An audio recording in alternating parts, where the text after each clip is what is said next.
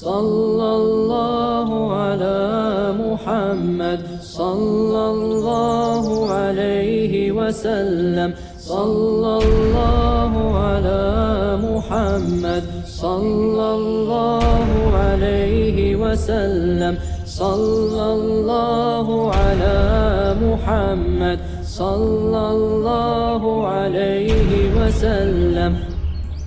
بسم اللہ الرحمن الرحیم۔ قصیدہ بردہ شریف کی چھٹی فصل ہے فی ذکری شرف القرآن، شعر نمبر 95 میں خوش آمدید۔ اس شعر میں بھی آیات قرآنیہ کا معجزہ بیان کیا جا رہا ہے۔ حضرت ناظم رحمہ اللہ تعالیٰ فرماتے ہیں ما حوربت قط الا عاد من حرب اعد الاعادی الیہا ملقی السلم۔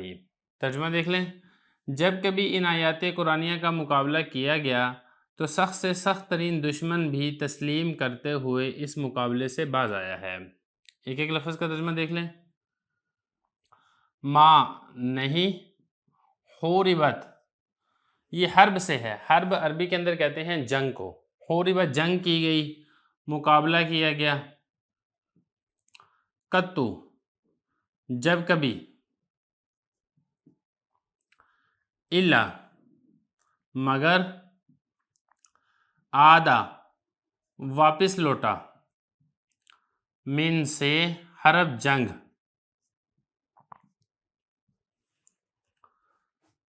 اعدا زیادہ دشمنی کرنے والا،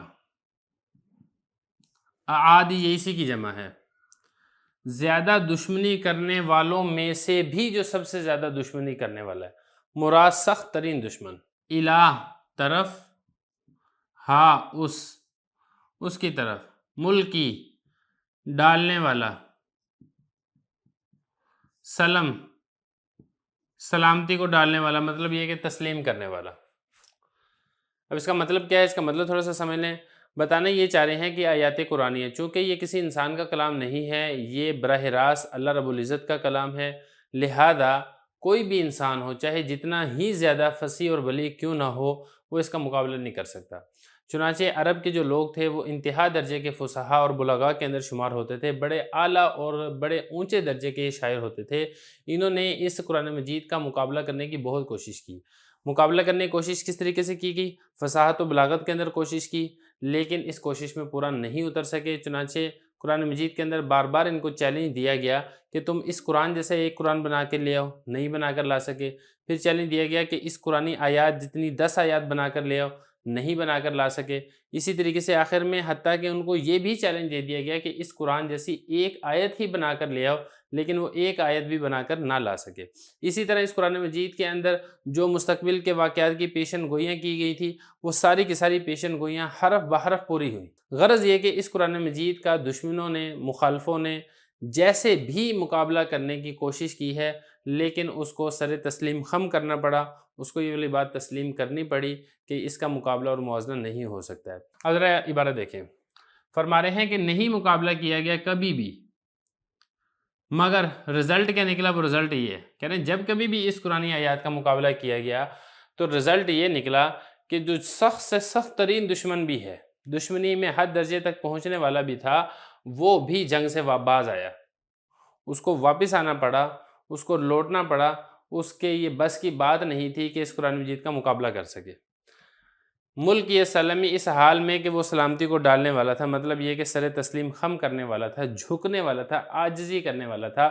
یہ جو قرآن مجید ہے، اس کے سامنے ہر کوئی عاجز اور بے بس ہو گیا، کوئی بھی اس کا مقابلہ نہ کر سکا۔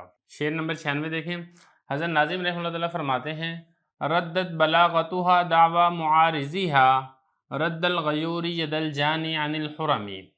ترجمہ دیکھ لیں، قرآن مجید کی بلاغت نے مقابلہ کرنے والے کے دعووں کو ایسے رد کر دیا یا ایسے روک دیا جیسے کہ غیرت مند آدمی اپنے حرم میں بد کردار آدمی کے ہاتھ کو داخل ہونے سے روکتا ہے۔ ایک ایک لفظ کا ترجمہ دیکھ لیں۔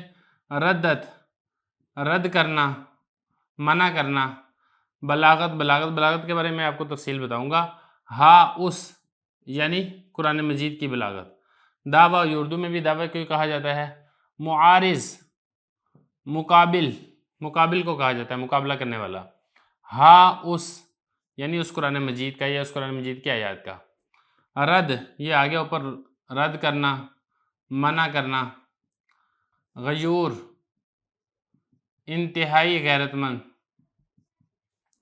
ید کہتے ہیں ہاتھ کو، جانی جنایت کرنے والا، بد کردار، حرم یہ حرم کی جمع ہے، گھر کو یا احترام کی جگہ کو کہا جاتا ہے۔ اب چلتے ہیں اس کی تشریح کی طرف۔ سب سے پہلے آپ سمجھے بلاغت کسے کہتے ہیں۔ دو لفظ استعمال ہوتے ہیں، ایک لفظ استعمال ہوتا ہے فصاحت، دوسرا لفظ استعمال ہوتا ہے بلاغت۔ سب سے پہلے بات کر لیتے ہیں فصاحت کی۔ کلام کا غیر مانوس الفاظ، غیر مانوس جملوں اور ثقیل الفاظ وغیرہ سے پاک ہونا، اس کو فصاحت کہا جاتا ہے۔ اور فصاحت کے ساتھ ساتھ کلام موقع کے مطابق ہو، حال جس چیز کا تقاضا کر رہا ہے کلام اس کے مطابق ہو، اس کو کہا جاتا ہے بلاغت۔ تو قرآن مجید ایسی کتاب ہے اللہ تعالیٰ کی جو فصاحت اور بلاغت کے انتہائی اعلیٰ مقام اور مرتبے پر فائز ہے۔ بتانا یہ چاہ رہے ہیں کہ جس شخص نے بھی قرآن مجید کے مقابلہ کرنے کی کوشش کی ہے، قرآن مجید جیسی آیات کو گھڑ کے لانے کی کوشش کی ہے، قرآن مجید کی فصاحت و بلاغت کے سامنے ہر بندہ عاجز آ گیا ہے۔ تو قرآن مجید کی فصاحت نے، قرآن مجید کی بلاغت نے مقابلہ کرنے والے کے دعووں کو بالکل ایسے رد کر دیا جیسے کہ کوئی غیرت مند آدمی اپنے حرم میں، اپنے گھر کی چار دیواری میں کسی بد کردار آدمی کو داخل ہونے سے منع کرتا ہے۔ تو یہ بتا رہے ہیں رد قرآن مجید کی بلاغت نے مقابلہ کرنے والے کے مقابلوں کو رد کر دیا، بالکل ختم کر دیا، منع کر دیا۔ کیسے منع کر دیا؟ عاجز کر دیا، بالکل ایسے ہی جیسے کہ غیرت مند آدمی کسی بد کردار آدمی کو اپنے حرم میں، اپنے گھر کی چار دیواری میں داخل ہونے نہیں دیتا ہے، اور اس کی غیرت کا یہ تقاضا ہوتا ہے کہ وہ ایسے شخص کو اپنے گھر میں داخل نہ ہونے دے۔ بالکل ایسے ہی اللہ تعالیٰ کی غیرت کا یہ تقاضا ہے کہ فصاحت اور بلاغت کا انتہائی اعلیٰ درجے کا معیار جیسے اس قرآن مجید کے اندر ہے، ایسا معیار کہیں اور یا کسی اور کے کلام کے اندر نہیں پایا جا سکتا ہے۔ جو بھی مقابلہ کرنے کی کوشش کرے گا، اس کے مقابلے میں اپنا کلام لے کر آئے گا، وہ بالکل اس کا کسی طرح بھی مقابلہ نہیں کر سکتا ہے۔